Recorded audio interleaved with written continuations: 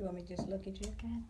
Hello, everybody. Welcome, welcome, welcome. I have a special treat for you today. I am here with Ms. Kathy Norcott. So for those of you who don't know me or who may be looking for the first time, I am Nikedra Brown. I am the nurse practitioner that teaches and trains you on ways to get and stay healthy, and I bring you ways to just improve your education and to improve your health. So it is National Sickle Cell Awareness Month. That's September. And so because of that, I wanted to give you some information about sickle cell. For those of you who may have heard sickle cell, may not know exactly what it is, may want some additional information, I'm going to give you just a little bit of that right now. And then we're going to have some information from Ms. Norcott because she is the director of Piedmont Health Services and Sickle Cell Agency here in Greensboro, North Carolina. So I actually got some literature from them. And if you need your own literature, she's going to give us an email address that you can send email to get literature of your own. It's always good to have some information in your hand so you can refer to and read and share with others. All right. So sickle cell disease. Some of you may have heard of that. Some of you may have no clue what it is. I want to say initially that sickle cell disease and traits are two different things. So some people are confused by the fact that they may have the trait. They ask about the disease. And so it's important that we understand that underlying process. Now, I put out some statistics in the comments earlier today, and I'll get those back for you. Sickle cell disease affects about 1 in 13 African Americans. So that's directly from the CDC. So about 1 in 13 African Americans are affected by sickle cell disease. So if you know somebody who has it, be it family member, be it friend, be it yourself, go ahead in the comments and put sickle cell, okay? Just so we can bring awareness to those people who actually have sickle cell, your family, your friends, and all of that. Sickle cell affects about 100,000 people. So again, we get some of these data from the CDC, but I think your agency is probably instrumental in providing some of that data that we actually get online. So I'm going to talk to Ms. Norcott. We're going to find out what the agency does so that you'll be better informed about what they do here in Greensboro, if there are other agencies across North Carolina or the country, and figure out how do you even know if you have sickle cell or the trait? How do we even know that? So you can start by introducing yourself. I've already done it partly, but go ahead and talk to the people and tell them who you are. Well, hello, I'm Kathy Norcott. I am the Executive Director for Piedmont Health Services and Sickle Cell Agency. I have been employed with the agency for over 42 years now.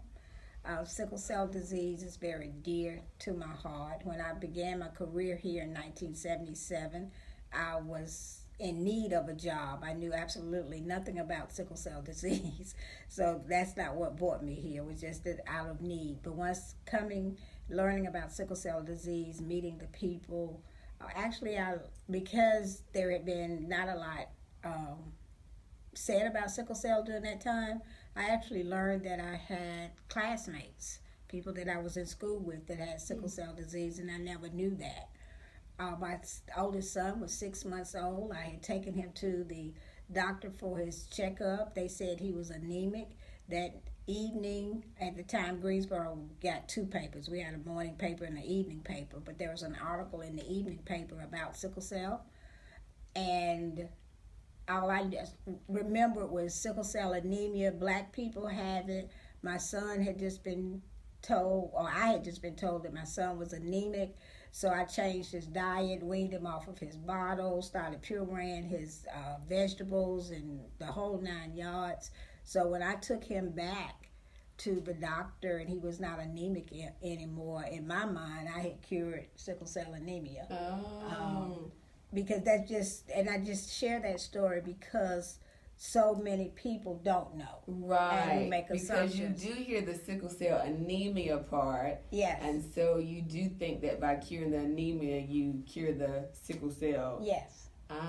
So, and that was in 1976. I took the job in 77. So for a whole year, I thought that's what had happened, Wow. but that's when I learned exactly what sickle cell anemia is and how it really affects persons with sickle cell disease. And it had nothing to do with the fact that at 6 months, the reason why he was anemic was that he preferred to drink milk than to eat. So once I was able to wean him off the bottle and got him started on table foods, more nutritious things, Right. it all went away. So, but we are 48 years old, Wow. and our primary program that we offer, services that we offer, is around sickle cell. Mm-hmm. The agency was started because a family had suffered the loss of a husband and one child within 6 months of each other due to complications of sickle cell disease. And again, because people didn't know, they didn't understand, the neighbors were not allowing their children to play with the other children because they said there's something in that house killing people. Right. So instead of the mom getting totally upset and not wanting to speak to her neighbors or being depressed, she figured out a way that she could raise awareness by joining a social group who helped her identify ways in which to educate the community about sickle cell disease. So there were health fairs, there were events at the churches, and we were born. So that was in 1970 with one office here in Greensboro. Today we have 4 offices, one in Charlotte, one in High Point, and one in Winston-Salem. Wow. Did y'all hear that? So again, tell them where we are, where you have are. an office in Charlotte, North Carolina, one in High Point, North Carolina, and in Winston-Salem, North Carolina, in addition to the one that we have here in Greensboro. And our services pretty much are education, counseling, psychological counseling. We also provide genetic counseling. We're able to test persons if they don't know what their hemoglobin type is. And we also provide case management and support services and care coordination services for persons living with sickle cell disease and their families. And North Carolina has newborn screening. We've been doing newborn screening since 1984. I was going to ask that. You raised a question about how do we know? Right, that's what I was going to ask about the newborn screening. I know that it is in place now, but 1984 was when it actually started. It was the first pilot, and it went, as they say, it went viral in 1997, I think is the year. 94, 97 is when it became universal. So now all babies at birth are tested. There's a panel of tests that are done on newborn babies, and sickle cell is one of those. Great, that's good information. If you are a new parent and you look back, you can get a list of these tests, and what you probably would see was hemoglobin test, and that's actually the test for sickle cell because that's what sickle cell does. It affects the type of hemoglobin that one has. And it's a genetic condition, so you get one gene from your mom and one gene from your father. So. Yes, that's very important. Okay, so let me make sure you understood. So with each newborn, there is testing that is done to determine whether or not the child has sickle cell anemia and also whether or not they have the trait. Yes. Okay, and so because you get one gene from your mom and one from your dad, if you have both of them, then you have what? You can have sickle cell. You can have sickle cell. So these people who say I have the sickle cell trait, what does that mean for them? Because I have a lot of people who seem unclear as to what it means to have a trait versus what it means to actually have sickle cell disease. Okay. If you have sickle cell trait, you have one normal gene and you have one abnormal gene. And because we're talking sickle cell, you have a gene and you have an S gene. And in most situations, you're not sick. You don't have any problems. Many people don't know that they are a carrier of the sickle gene until after a child is born. Right. So it's a special test. It's not part of a routine test. The hemoglobin type is not the same as your blood type. Yeah, that's important. Now, a lot of people will say they have a trace of sickle cell. Right. That sort of kind of gives you the impression that this trace will turn into something else, but it will not. If you have the trait, you will always have the trait. If you have the disease, for the most part, you will always have the disease unless you're fortunate enough to have a bone marrow transplant, which is the only cure known for sickle cell disease. However, it's not a cure for everybody with sickle cell disease. So it's not a universal cure. It's just kind of limited to those who are fortunate enough to have a bone marrow match. Right. So that also makes me think about, should I be cautious in having a child with somebody who has sickle cell trait? Now, I'm married and my children don't have the trait, but for those people who wonder, is that something that you see people aligning or trying to figure out if their partner has a trait, or do people really not care until... I won't say people don't care. I think it's just a thing of how society is. Only until recently did the conversation of health and genetics start playing a part in persons' plans to get married. Right. So what we advise individuals are to have the conversation about health history that's in your mate's family, share what's in your family, and then you can both be tested, and therefore you'll be able to make an informed decision. If two parents who are carriers, that both of them have sickle cell trait, there's a 25% chance with each pregnancy, that their child or children would have two normal genes. They would have AA type hemoglobin. There's a 50% chance that the child or children would have sickle cell trait.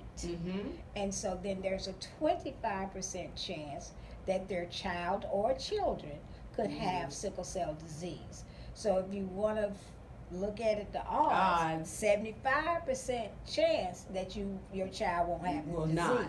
And there's 25% that your child will. So it's like flipping a coin. I put it in the same category. You don't know if you're going to have a boy, you're going to have a girl. That's right. So, but at least you are informed, you know. If two parents have sickle cell trait, mom gets pregnant, there are tests that can be done so that they will know prior to birth if their child's going to have the disease. Okay. So that would be some of the genetic and prenatal testing that you can do during pregnancy to determine whether or not your child will have sickle cell disease. Yes. The important thing also is with each pregnancy. So these percentages that we're talking about is with each pregnancy.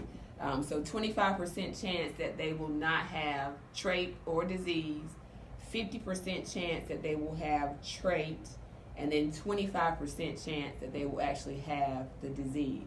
So in going with the disease, and I have my handout here that I can go by, but can you speak to what some of the health problems or what some of the symptoms that you see people with actually sickle cell disease? Because I know you said you do a lot of support, a lot of outreach to the patients, and patients are living longer with sickle cell because of advancements in medicine, because of treatment modalities. And so people are living longer, which means they need support. They need to be connected with community resources that just let them know what it is that they can do. I know there used to be a time when the life expectancy of somebody with sickle cell was not as long because there were not a lot of advancements in what can be done. Now, some of those things can't be changed. As you said, once you have the disease, you always have the disease. But I can remember I was a nurse back at Duke in 2000, and it was pretty much just when they went into crises, they just come, they stay a couple days, they get pain medicine, and they go home. And I always thought, what happens when they go home? Because a lot of their pain, a lot of the pressures of going home and going to an environment, and a lot of that I thought was not accounted for. A lot of that was not addressed during their hospitalizations, and so they keep coming back.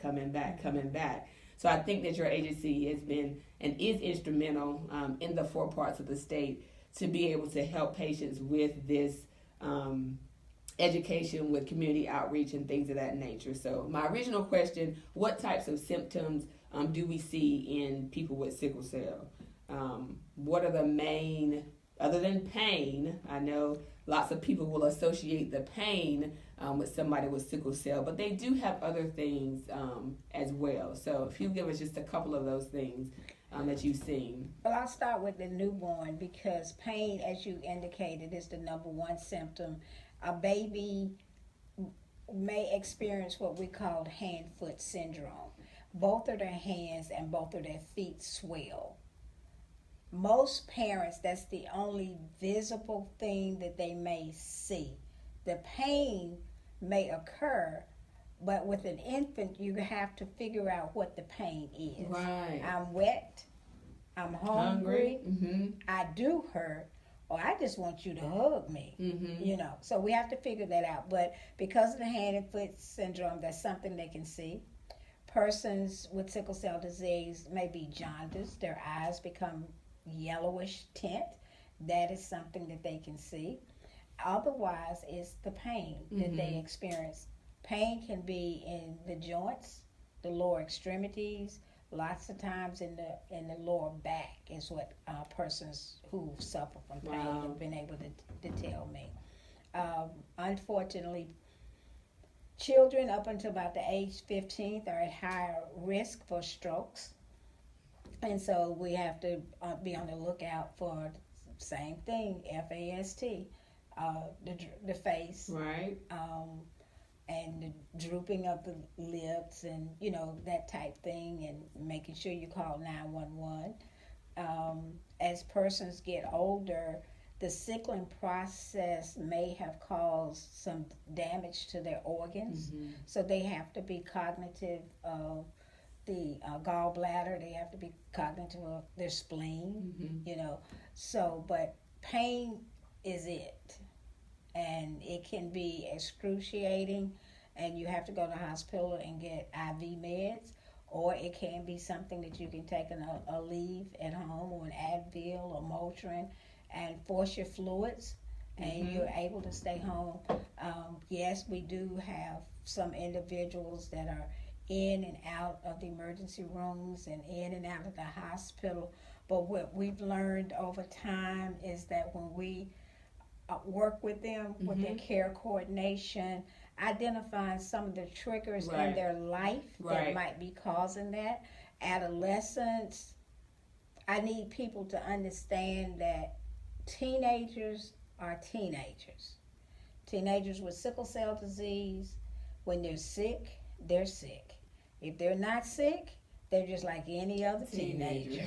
They're just like Dr. Jekyll and Mr. Hyde.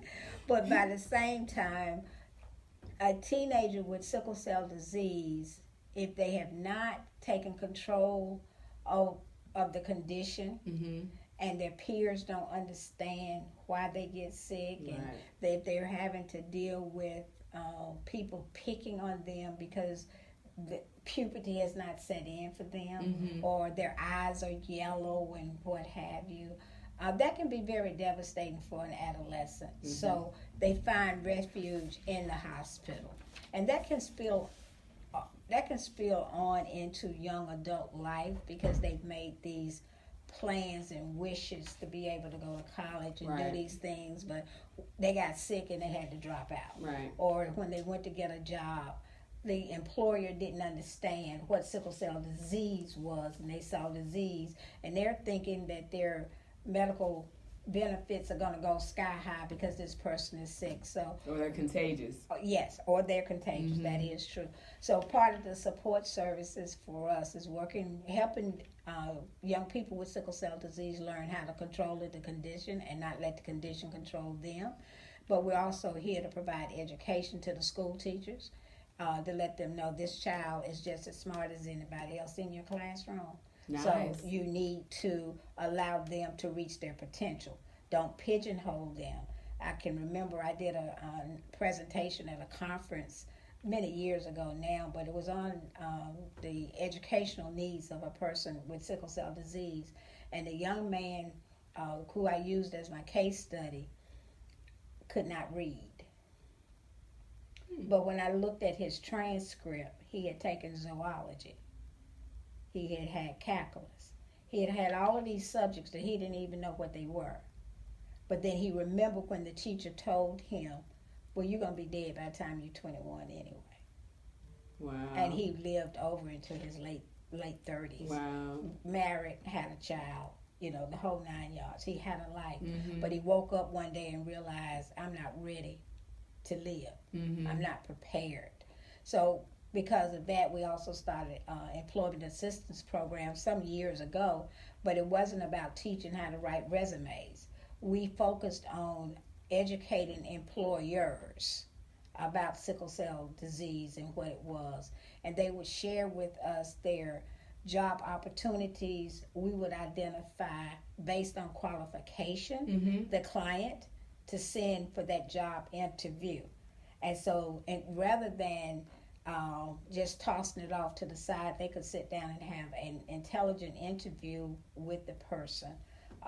And we had, I remember a couple, one ended up managing a Radio Shack. I don't know if you remember Radio Shack. I do remember Radio Shack. But in the one in Greensboro on Summit Avenue, one of our clients ended up being the manager. Wow. We've had a long-standing relationship with Goodwill.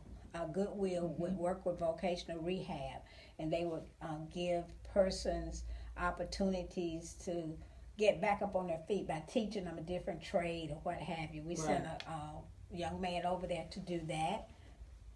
He went over there and became the manager and worked for Goodwill for 20 plus years. Wow. So there are successes. Our oldest client now is 70. Really? Yes. Wow. So we don't even try to put a life expectancy on sickle cell anymore. Simply, now, grant you, we still have young people dying from sickle cell disease. Yeah. But then we also still have persons living some long, productive lives with sickle cell disease as well. And so I know you have a big event. The agency has a big event that's coming up, so I want you to tell the viewers about this event and if you have tickets still available and how they can get these tickets and access to this event. Yes, as we mentioned at the beginning, this is September National Sickle Cell Awareness Month, and one of the events that we're having this month is our gala event. It's a jazz concert. It will feature Mike Phillips and Marcus Johnson. It will be held at the Meridian Event Center, which is 312 West Meadowview Street here in Greensboro. Tomorrow evening, that's Friday, September the 21st. Tickets are $50, and it includes beverages, and it includes dinner. I know a lot of people saying $50 to listen to some music. Well, no, you get much more for your money than just listening to music. You may go to our website, which is www.piedmonthealthservices.org, and you can purchase your tickets from our website or go to Eventbrite, and you can purchase there. For more information, you may call our office at 336-274-1507.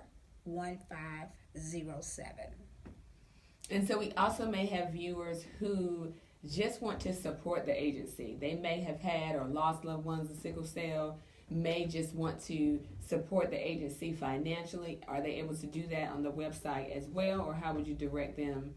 I would direct them, if they want to do online, they may go to the website, and there's a donate page, a donate button that directs them to the page. Our mailing address is P.O. Box 20964, Greensboro, NC 27420. Or they may just want to come by the office, and it's at 1102 East Market Street. We don't do Cash App, but we do have capabilities of taking your credit card in within the agency. Nice. Yes. Because we understand that people may want to support. We always talk about that people sometimes want to, but they just don't know how. And Yes. so that's part of what we do, is we help get the information out to those who need to understand. Again, Zing Life Services brings all these things, initiatives to you. So it is National Sickle Cell Awareness Month. I'll be back on a little later just to go over some of the processes of sickle cell and some of those nuances. But while we had opportunity, I do want to take just this chance to make sure that we had this interview, because it is a fantastic opportunity to speak with somebody who has so much knowledge and is right here in Greensboro, North Carolina. So thank you for taking time out with me and for those of us who are watching. And so thank you all so very much. If you have any questions, you can put those in the comments. And do you have any closing remarks? I just like to say thank you. I appreciate the relationship and the partnership that we began. I think it's about 3 years old now, so we're really thankful for that. And I thank you for taking the opportunity to help us raise awareness about sickle cell disease, because we still have people telling us that, oh, I thought that was cured. No, it is not fully cured. So we still need to do a lot. So I appreciate what you're doing to help us do that. Thank you. Thank you. All right. Bye, everybody. Bye-bye.